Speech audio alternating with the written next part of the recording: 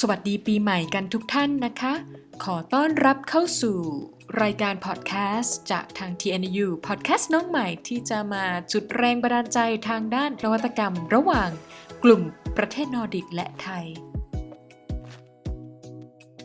โดยในเอพิโซดแรกนี้นะคะทางเราได้รับเกียรติจากนักวางกลยุทธ์ด้านนวัตกรรมแห่งชาติของสวีเดนนะคะมาแลกเปลี่ยนมุมมองเกี่ยวกับระบบนิเวศทางนวัตกรรมหรือ Innovation Ecosystem ของสวีเดนนะคะประเทศที่ขึ้นชื่อว่าเป็นผู้นำทางด้านนวัตกรรมของโลก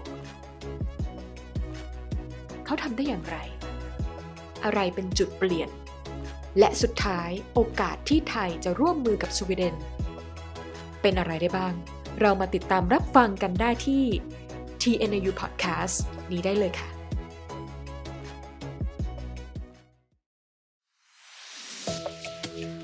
Welcome to TNIU Podcast, an inspiring space to communicate, connect, and co-create innovation between Thailand and Nordic countries. You are with us today, Noon and Per. We are proudly present our first episode with Sweden's innovation ecosystem, Map the Opportunities. Presented by our special guest speakers, Mr. Kjell Håkan Närfelt and Ms. Ylva Strander from Vinnova, Sweden's innovation agencies.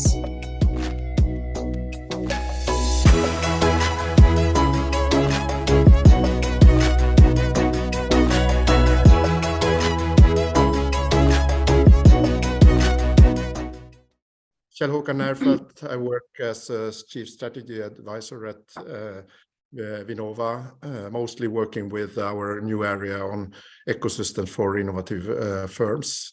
But I'm involved in some other parts of Vinnova also, but that's my main work. So basically strategic work with ecosystems. I'm Ylva Strander. I'm head of department at the Innovation Management Division here at Vinnova, and I'm also on the leadership team of the Ecosystems for Innovative Companies area. Vinnova is Sweden's innovation agency. We are placed under the Ministry of Enterprise in Sweden. This ministry will soon be joined by the Ministry of Environment. So it'll be a joint Ministry of Enterprise and Climate, which is very interesting for us as an agency. And we work with innovation in a very broad sense. So as I'm sure you know, Sweden is highly ranked on innovation indexes. And we are currently innovation leaders in Europe, in the EU, and we work with innovation in a systemic way. So we both fund innovation projects, but we also work with removing obstacles for innovation and creating capacity for innovation throughout the Swedish ecosystem. And we are about 230 people at Vinnova. We have a yearly budget for funding of 3.5 billion Swedish crowns. I'm not going to try to translate that to baht, so someone would have to do that, to put it in a Thai context. And we actually fund everything from small companies and startups to big industry companies, but we also increasingly fund innovation in the public sector and also in civil society. So Vinnova is tasked with creating competitiveness for Swedish companies, but also to play a role in the transition to a sustainable society. So that we do a lot of trying to get research to be very need driven. So the distance between a research result and its utilization in society and industry is as short as possible. So we are one of the big funders of need driven research and research in academia also. And also to add to that, we're actually the node for or the interface in many ways between the Swedish innovation ecosystem and the European or the innovation ecosystem on EU level. So we help Swedish companies and other actors to take part of EU funding for innovation, and we also work with policy on an EU level. When it comes to the innovation aspects that the EU governs. And in Sweden, we are an expert agency for innovation. I think it's also important for perhaps the Thai audience to understand that we are a governmental agency, and as such, we are not, a minister cannot interfere in our business. The interface between us and the government is through an annual letter of regulation where they give us some missions, they give us a budget, they tell us how we should report back. Usually it's ex post, it's not directly micromanaged. They appoint the director general and a board. So we have a board that is really makes the governance of the agency. So we are quite independent. We design our own interventions, we run them, we hire people to evaluate them and such. So we are quite independent as an operational unit. Both Kjell Håkan and I work with, I guess, implementing Vinnova's strategy and to try to help Vinnova become more of a systems player. So instead of just funding individual projects, we are working to implement a strategy of a more holistic view on innovation and on both funding, but also actually mobilizing actors and helping different actors to work together, because the big societal challenges that we are facing now, they require close collaboration between different sectors and different parties.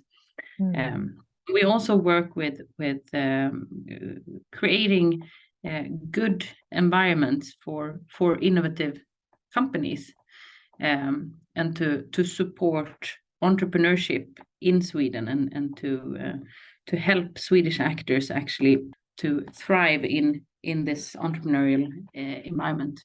And that's one way why we have the focus on ecosystems, because in our interpretation, ecosystems really is about the life conditions, the operational conditions that companies have internally and externally in their environment.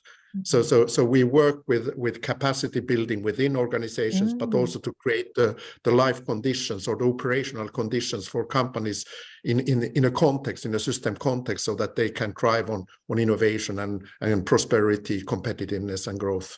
Oh, that's quite a lot of responsibilities and long history for Vinnova. How do you see the evolvement of the innovation policies?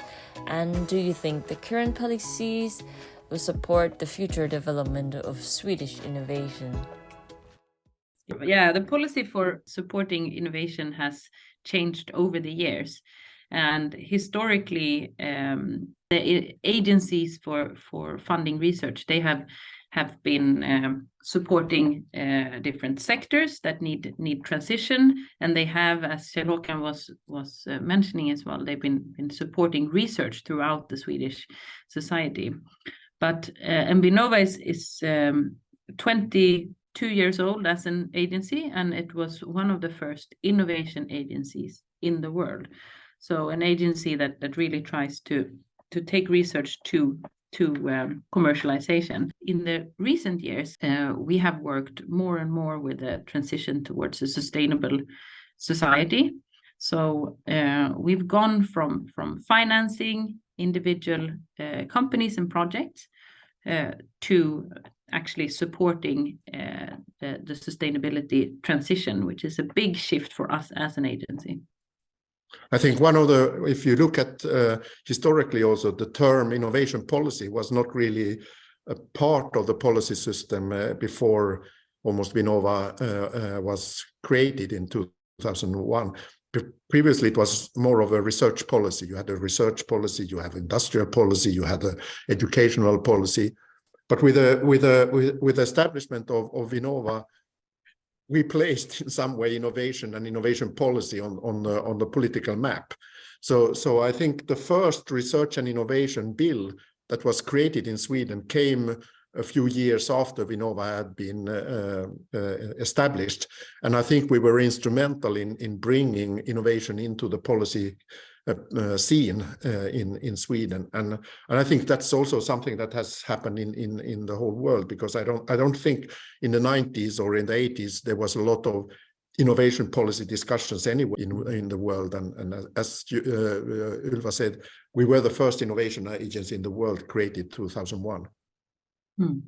And innovation policy as a field has developed from actually trying to fix market failures to supporting the solutions of really complex problems, and we're in the middle of trying to implement that shift and the theories around systemic innovation, and I would say that Vinnova is one of the innovation agencies in the world that have come the furthest in testing out new policy measures for actually addressing these complex societal problems. Yeah, I think that was one of the when the UN Sustainable Development Goals became in the center of policy development, that changed also the innovation policy scene, because previously, as Ylva said, it was much about focusing on growth and competitiveness only, very running parallel with industrial policy. But from 2015 and something like that, when the Sustainable Development Goals became very important, and Agenda 2030, suddenly we moved from passive interventions to become an active facilitator for addressing societal challenges.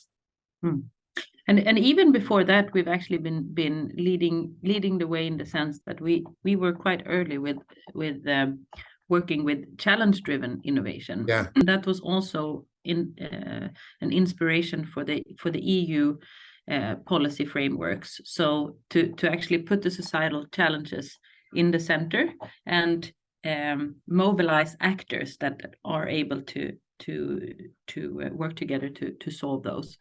And now we're taking that a step further, and we're realizing that we not only have to make people work together and to fund these projects that take us towards a sustainable society, but we also have to work with policies that need to be changed to develop these solutions.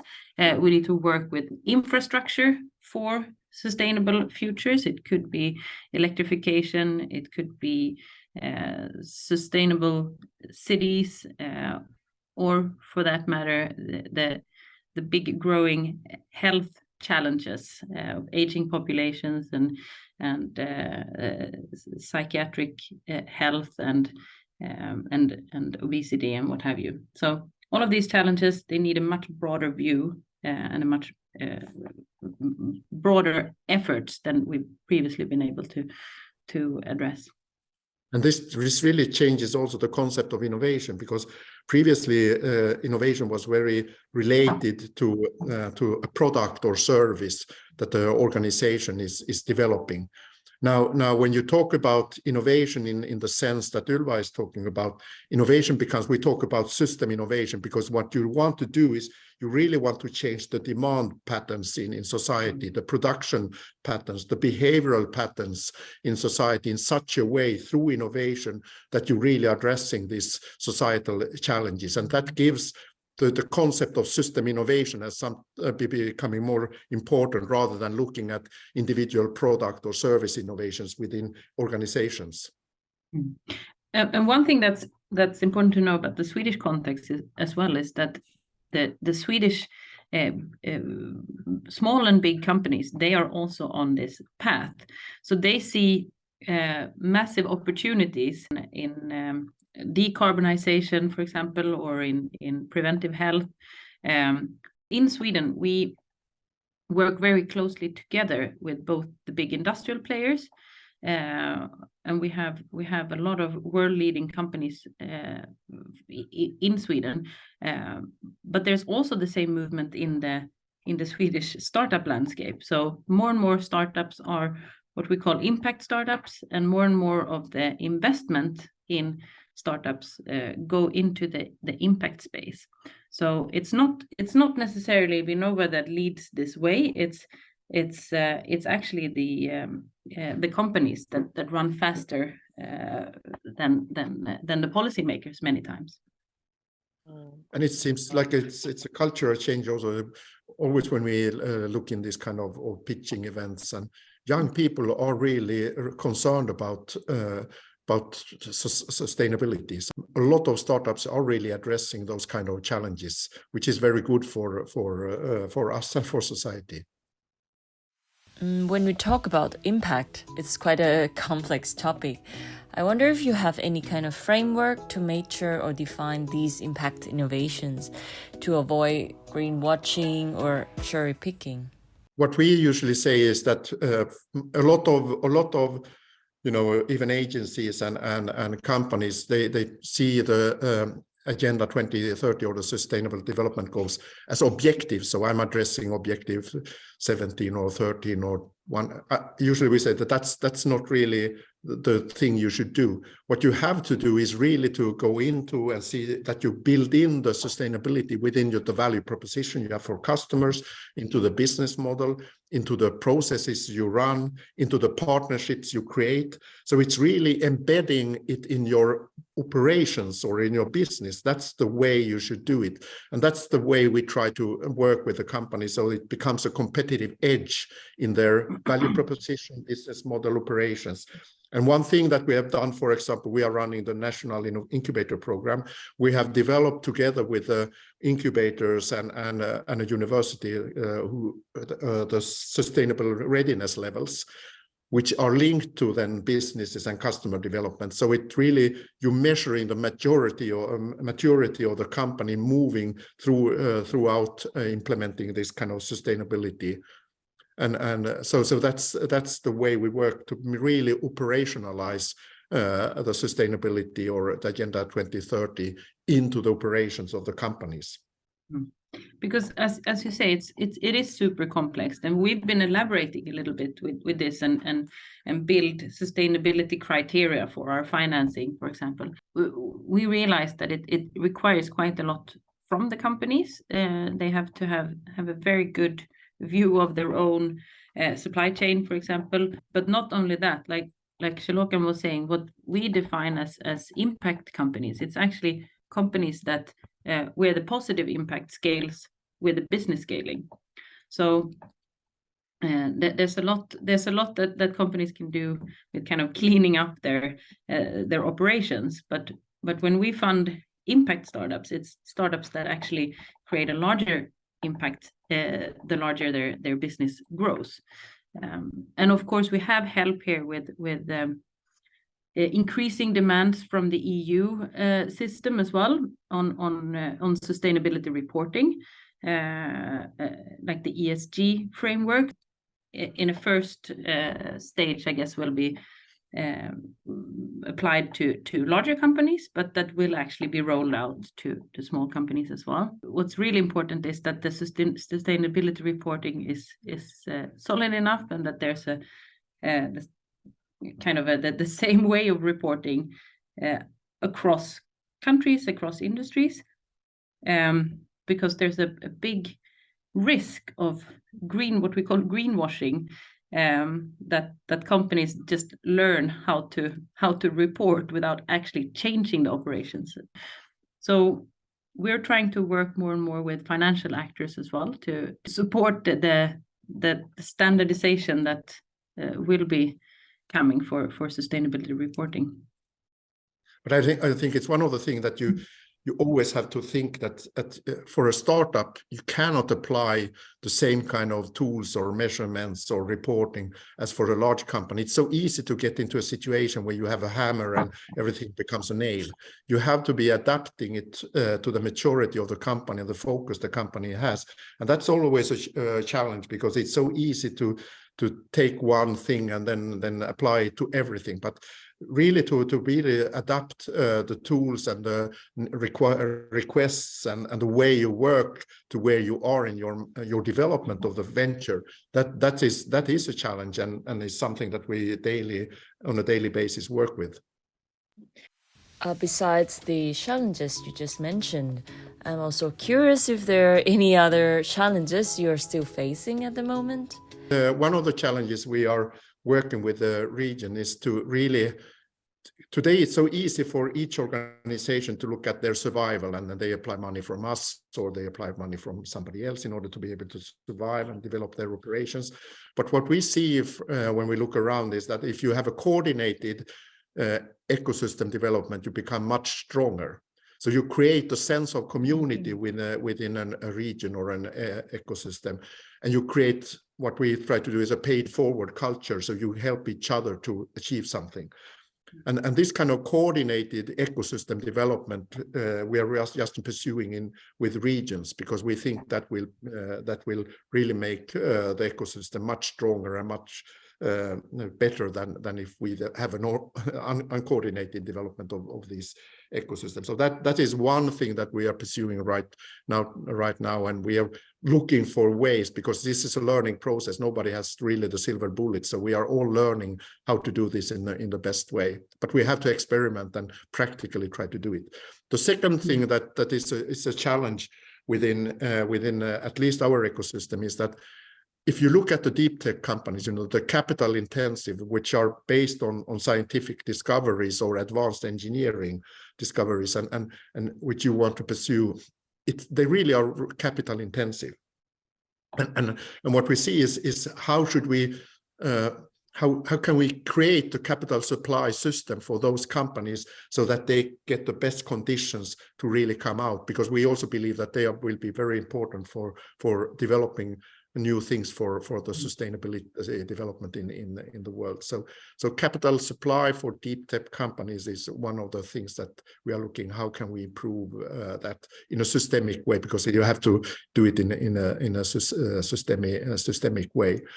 And I would pick a third part is also to get a collaborative environment between established companies and new companies, not based on acquiring technology sourcing, but really have business collaboration between them, because everybody, the ecosystem benefits from it. The established companies get business renewal through experimentation in startups and so on. So really creating an environment where startups and established companies help each other in developing new business renewal and new innovation. That's the third part that at least I see we have a lot of focus on. Yeah, I was gonna add that as well. So it's good that you mentioned it. And what happens, because I mean, Sweden has been really good at or successful in creating those links, and a lot of our programs that we fund, they actually they engage both large established companies and small startups. But when you want to create systems change, when you want to really create a transition, whether it's a digital transition or it's a transition towards a carbon neutral society, you need it's like a dance between those large established companies and the small companies that come and really disrupt the system. So for example, we have a successful non-dairy producer in Sweden that fought for a long time with trying to establish themselves as to replace milk. In Sweden, it's very common to drink milk, even as a grown-up. It's not like that all over the world. But this company called Oatly, they tried to come into this market and to create a new space for oat milk, for milk made out of oat. And they were fighting for a really long time with the regulations, for example, where they even allowed to be called milk, this drink. And it came to a tipping point when they got the market that was created was in their favor. And so the customers actually started to want to buy oat milk instead of cow's milk. And only then they were able to grow and expand. They were able to attract capital. That really helped.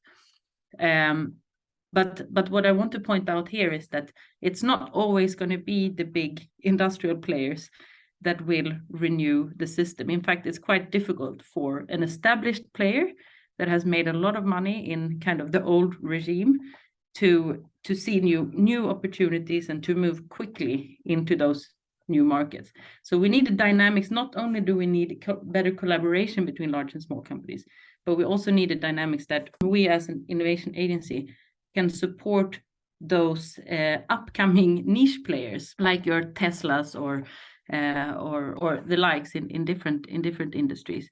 We need to be able to spot those and support those and give them the opportunity to grow and create new markets. But I would that triggers me to conclude with something. It's not only to really only have the niche players, because if you look at two ways of innovating, one is usually termed sustaining innovations. That is innovations that not really change the market. And it could be radical or incremental changes, but it doesn't really change the market. Like when the iPod came, it really was a new kind of radical change of the MP3 player, but it was sold as an MP3 player. It didn't change the market. And that is usually driven by R&D and usually often by large companies, even though small companies can do this kind of radical changes of products.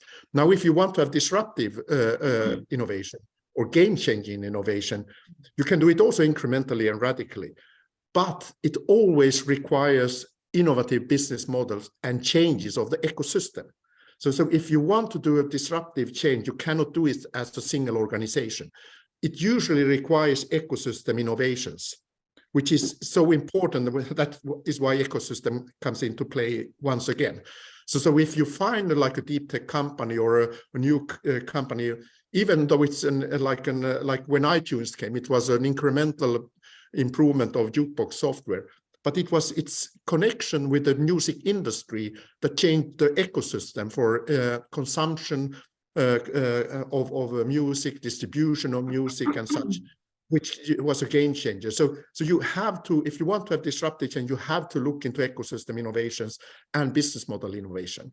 And that's where it comes so important with the new players, which have the ability to look at their ecosystem in a different, but they need other players also. They need change, like Apple needed the music industry to change. When iPhone came in, you needed the app developers and so on. So it's so ecosystem becomes a very important playground or scene if you want to do disruptive kind of development. And to take a Swedish example instead of Apple, that's an American company. There's actually a very good series now on Netflix about the rise of Spotify. Exactly. Which is an ecosystem development. Yeah. Exactly, and that shows, because they have 6 different episodes, and it shows this innovation journey from different angles. So one is from the music industry, one is from the musicians, one is from the legal aspect, and one is from the technical aspect. And it's actually a quite good and pedagogic storytelling about systems innovation. I was going to add one more thing, one more weakness actually, that is also pointed out in that example. And one weakness, or one thing we're really working hard on, is to get other public players and other agencies to innovate, because we, as the innovation agency, we're not going to be able to change the rules or the policy system in favor of radical change. We're not going to be able to do that alone. We need other agencies that regulate different parts of markets or industries. So, for example, I mean, developing new energy systems, it requires a lot of different policy players that are not just the innovation agency. It could be the agency for traffic regulation, or it could be the agency for environmental regulation. So we actually need to work quite closely with those players as well and make help them innovate. And they don't look at themselves as innovators many times. So one of the most impactful things we do at Vinnova is actually have to create policy labs together with these different agencies, where they can look at their own regulations and how they support or many times how they hinder development and innovation. For example, when it comes to new foods, the regulations around food in the EU and in Sweden are massive. But if we're going to be able to create an industry out of algae or insects as food or what have you, then those regulations need to be changed. Not only to have these kind of things innovating. One of the things that Sweden has been very good in historically, but we lost in some way, is really to drive demand. So the public sector can also buy things that doesn't exist, innovation procurement. And we are active in that space also, because it's a really important part to really drive demand in such a way that it really supports the societal changes that we want to happen. And buying innovations is not buying things that exist. I usually say it's not usually when you see today innovation procurement, it's like 90% procurement and 10% innovation. It has to be 90% innovation and 10% procurement. So it's another process. It's a complete another process. And Sweden has been really good in that previously, and we're trying to get back to that position now. It's like buying the future that we want to see. And it's really innovation procurement is a co-creation process. So you create the future you want to have. And actually, talking about the change of the disruptive ecosystem, I heard that you mentioned about like the new government would abolish the standalone environmental ministry and then form another new, like, so this is like the big shift, like change from the environmental ministry to the climate and commerce innovation. So like, how do you think about when it comes to the implementation? The government has already been criticized for kind of down prioritizing the environmental legislation and so on, but the thought behind it, as I understand it, is actually to get synergies between the innovation policy, so to speak, or the enterprise policy and the environmental and energy policies.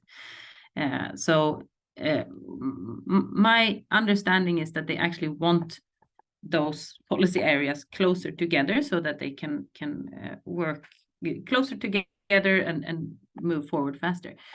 But we haven't really seen how concretely how it will play out. So I think it's a little early to say how it will affect the system. I'm not sure if you have any input on that, Kjell Håkan. One of the challenges every country will have in moving into this kind of new kind of innovation policy is that it cuts through a lot of the different political areas. It's not only energy or enterprise or innovation. It goes into the science and education. It goes into the societal kind of political areas. It really cuts through. And to be able to coordinate all these political areas in such a way that it supports the change we want to happen is really that's a big challenge for every country. That's true, and I think it's an especially big challenge in Sweden, ironically, because we have what, like you explained before, we have those very independent agencies.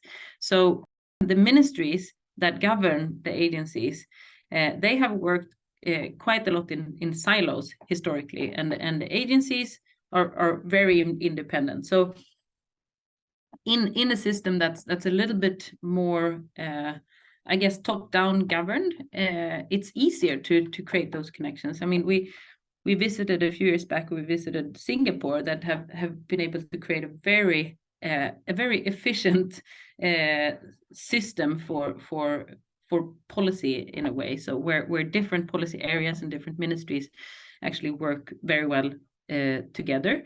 In Sweden, we still have a long way to go there, and we try to work with other agencies, even if they're under completely different ministries. But it would help a lot if the policies were even better coordinated on the top level, and if the goals were super clear and kind of trickled down in the whole political system. But it's a lot to ask for.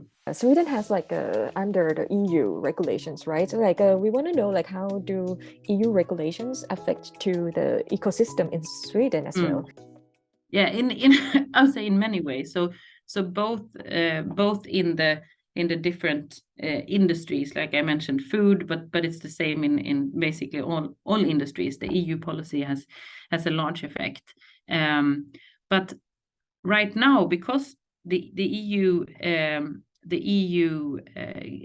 government, I guess, is quite ambitious when it comes to the climate transition, that sends a very strong signal. There's also a lot of money to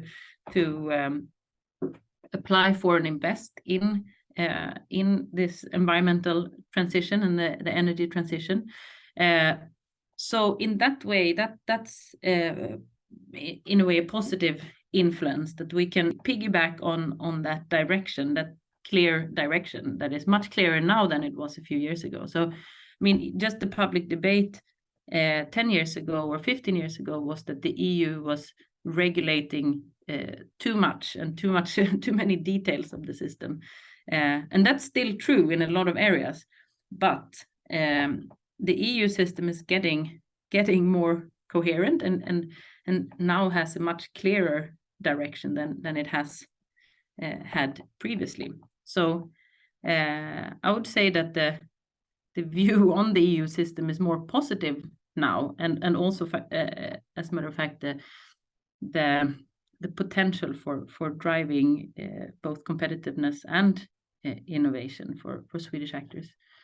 But I think one thing that has changed, and it's very recently, is the way of viewing. We are governed by the state aid rules, so we look into the Europe as one region, and we try not to see that anyone is competing in a bad way within the EU. So the state aid rules, so you cannot subsidize in Sweden things that would really change the competition with Germany, or so we and these state aid rules are quite rigid, and now we have a debate within the EU because of the large subsidies within the new energies development within China and US, that the state aid rules are hindering us from developing competitive solutions compared to China and US due to this kind of state aid rules. So that's the first time I have heard this kind of debate about the internal state aid rules and like getting them a bit more loose, so that we can develop these deep tech companies, for example, and in Europe, and it will be interesting to see what comes out of that. The debate that is ongoing right now. Yeah, it's really interesting because this Inflation Reduction Act, as it's called for some reason, the massive investment in green energy in the US. I mean, a year back when it was first launched, Europe was really cheering on, because that would of course give create a lot of demand for energy solutions, and it would actually speed up the transition and so on.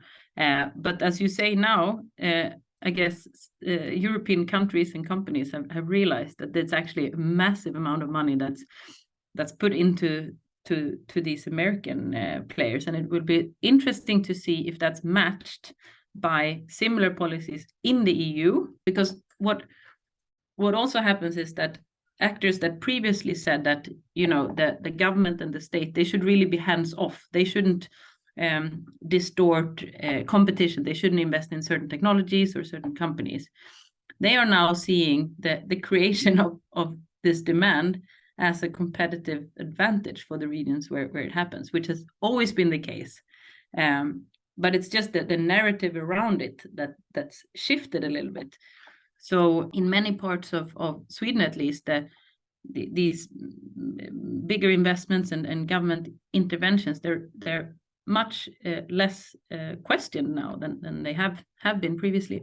But as a small country, and I mean that's the same for Thailand and Sweden, it's not given how to play that, because we don't have the resources that China has or the US has to invest in quantum technology or to invest in green energy solutions. So there we have to be smart. We have to attract capital from outside of the own country, and like we talked about, we have to work together, the large and the small players, to become more competitive and stronger.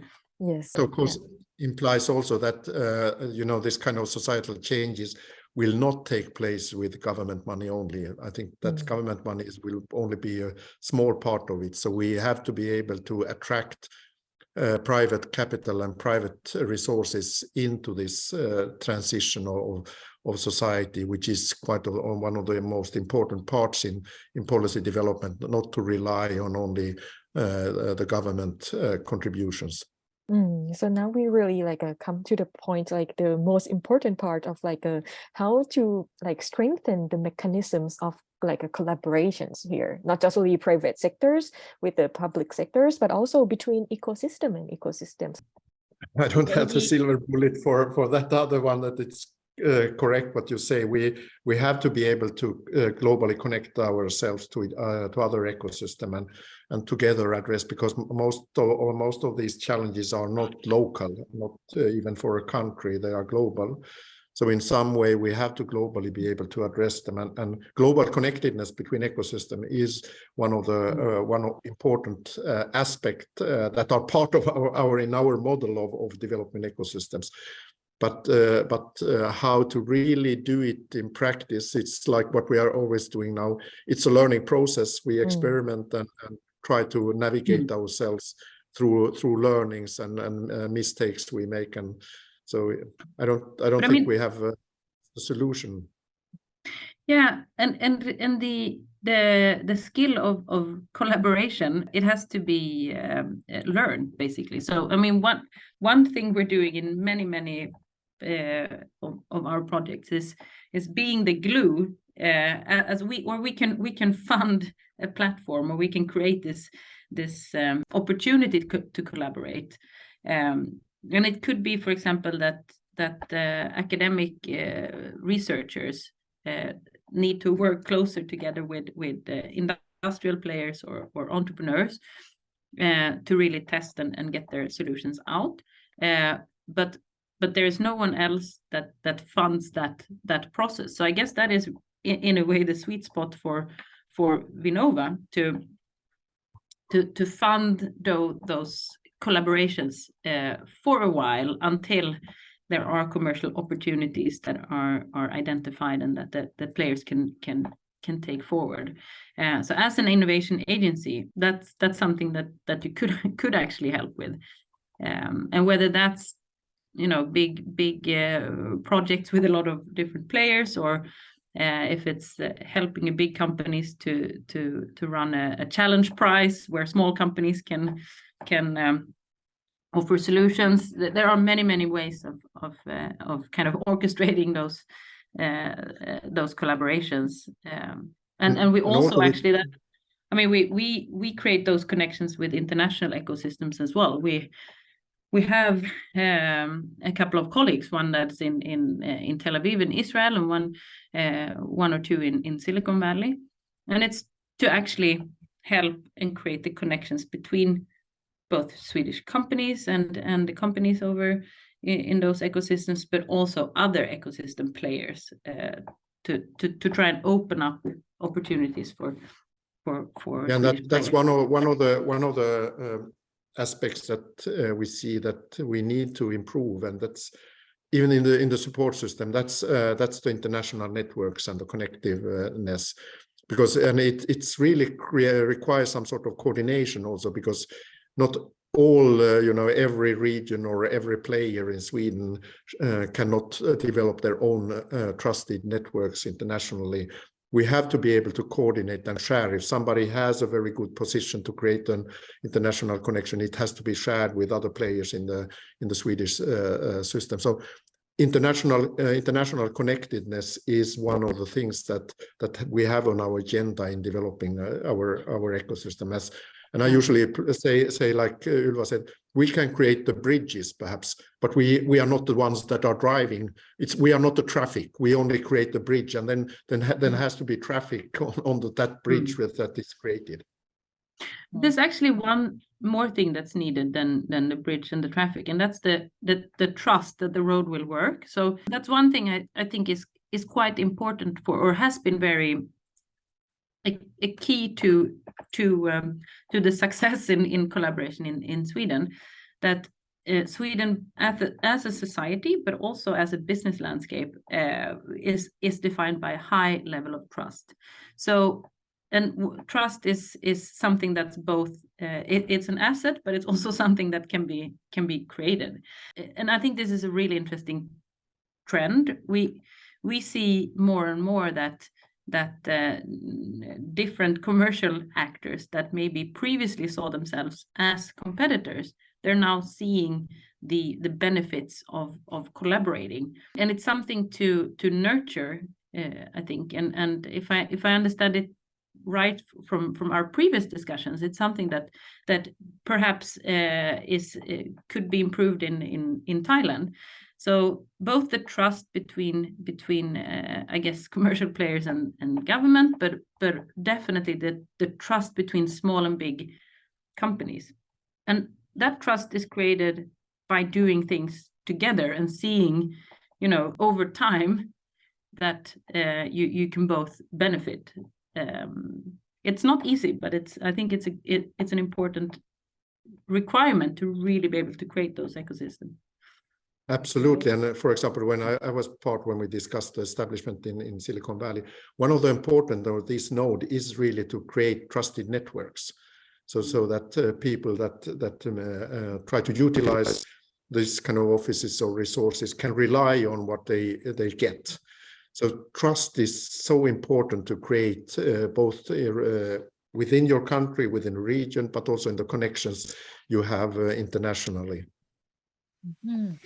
Yeah, I see that the time is running out. Actually, we still have a lot of questions. You already give some very last tips, like you see any opportunities specifically for Thailand to collaborate more with Sweden ecosystem?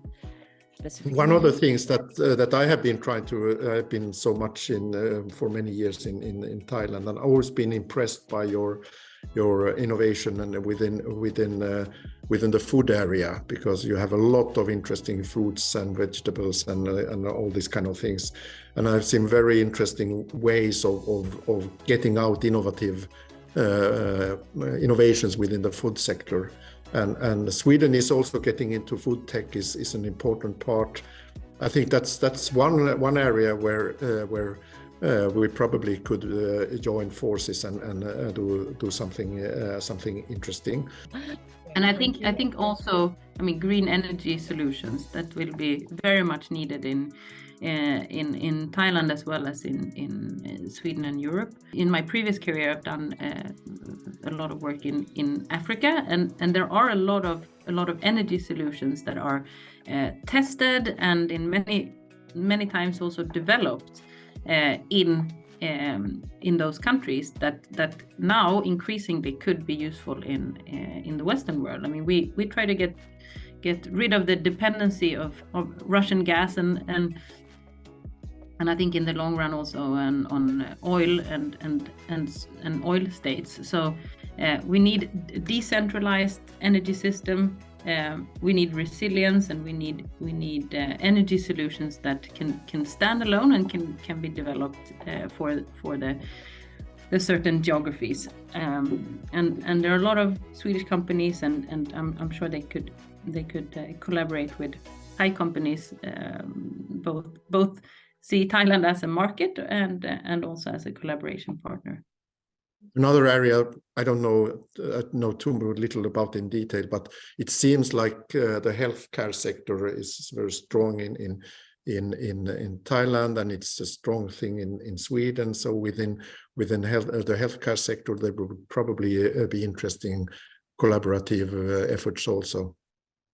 Thank you so much for this quality time. Thank you yourself listening to us. Yes. Thank you for the opportunity. We get so excited when we talk about this. So it's good that you interrupt us sometimes. But looking forward to future conversations and to Absolutely. see the results.